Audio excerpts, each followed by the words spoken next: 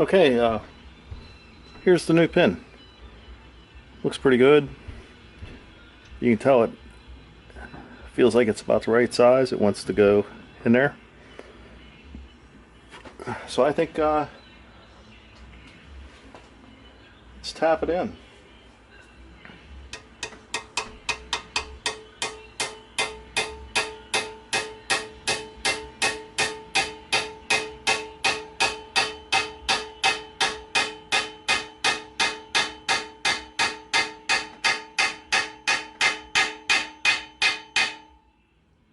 You can tell it hit bottom. Wow, that went in really nice. All right.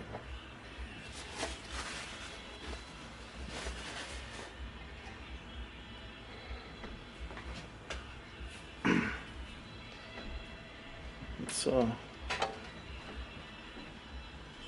if we can blow some of this.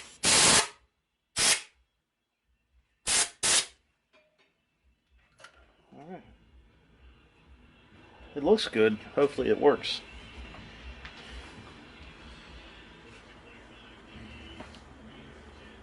So to put this back together, I'm not going to put it completely back together because I'm going to put some assembly lube on this guy before we put it back in.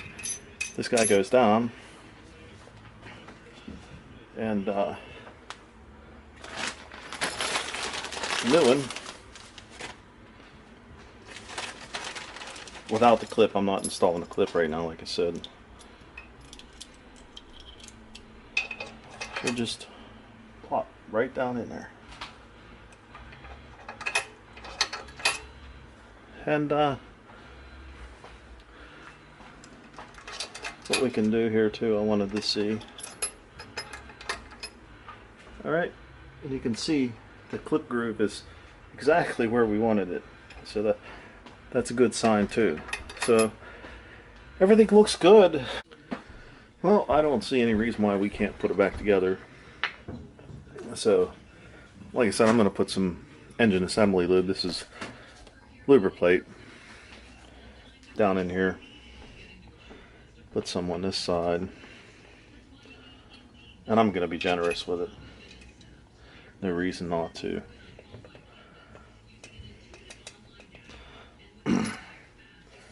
Alright, and the way this is supposed to work,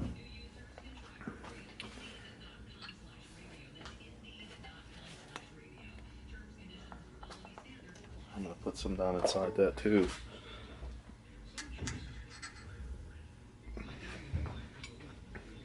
There's the bag. This retaining clip goes in here too. So you should just be able to, using this guy, yep, just like that, push him down until he sets in there. Now see, nothing will come apart because it's set down in the groove. That's perfect. This you probably don't need to do, but I'm doing it anyway. It can't hurt. Okay, with that said, I'm going to call this a job well done. I think I'm going to call it a night. I'll go ahead and cover everything up. And then tomorrow, the bottom case is already cleaned up. It's ready to go on. So tomorrow, we'll either replace this gasket or see what we can find. I'm having an extremely hard time finding parts for this engine. And to clarify, it is a Generac generator. And everything I find on it, it says parts are no longer available. From what I understand, it is an Intech engine, but some of the things aren't crossing completely over. I'm having a hard time finding this base gasket. I'm going to look again tomorrow. But it's a 724cc engine, which equates to a 25 horsepower engine. So it's a pretty good size engine. Like I said, I'd like to know more about it. I found the manuals, I could find the old part numbers, but none of the old part numbers, I shouldn't say none of them, Some of the part numbers cross over, most of them do not. So if I can't find a gasket, as much as I don't want to, I'm gonna smear silicone. And I'm not a fan of silicone. I mean, it works, but that's just not how I was brought up in building engines and stuff, is you don't smear everything with silicone. But I will put a thin film of silicone on this and put it back together. I'm hoping not to do that, but if I have to, I have to. So, till tomorrow. Okay, everyone, we're back. We're gonna go ahead and put a thin film of RTV on this gasket, and then we're gonna go ahead and get this thing reassembled.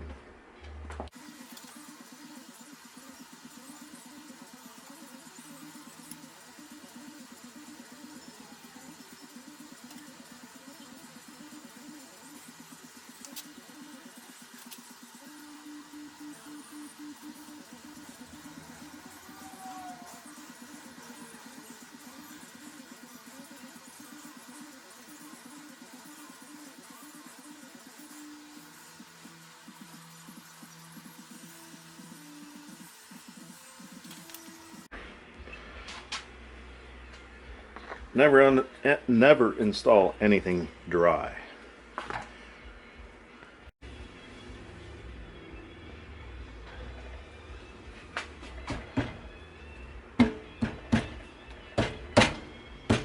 Alright, it went down. Something seems to be holding it up. So I think it was the oil pump that was keeping it from going down. The splines weren't lined up, so I went ahead and just took the oil pump apart. I'll clean it up later.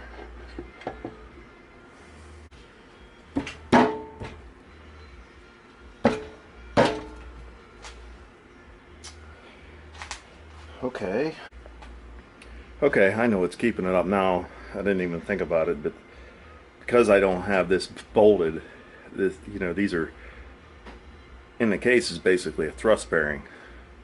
It didn't even dawn on me that, I have it sitting on the flywheel up on the top, so it's pushing the crankshaft this way, so that's the gap. Let's go ahead and bolt it because we know it'll go down.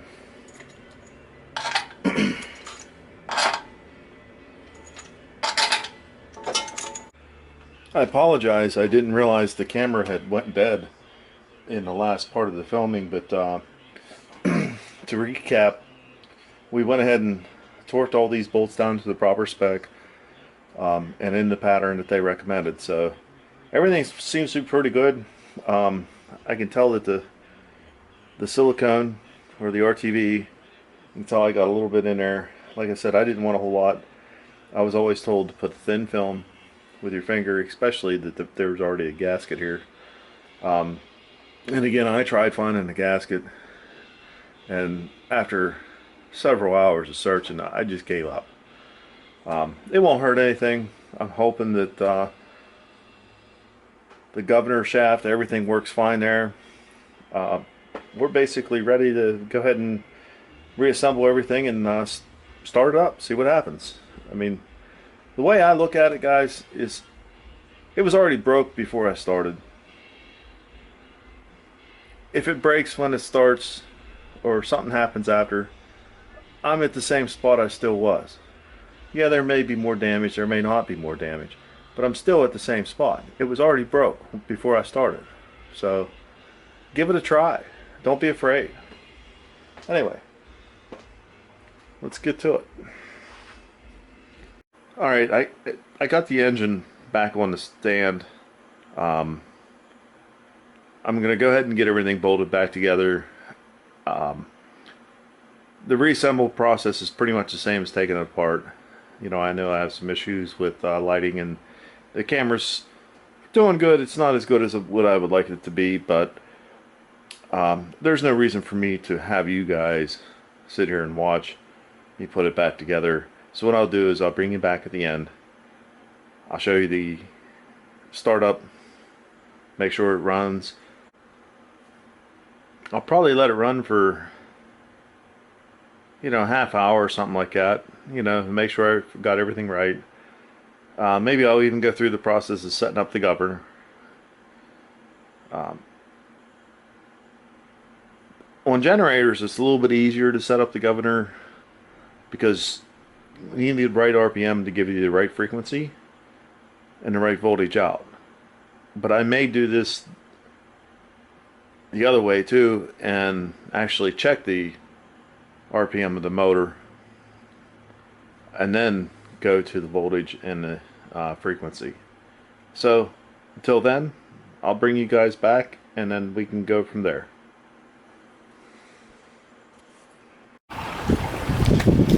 Okay, everything's back together. You can see it.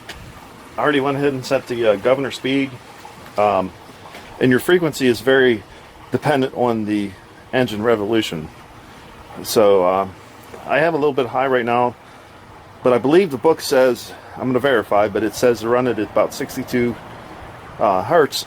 That way under load it drops it right around 60, 59 and a half or so.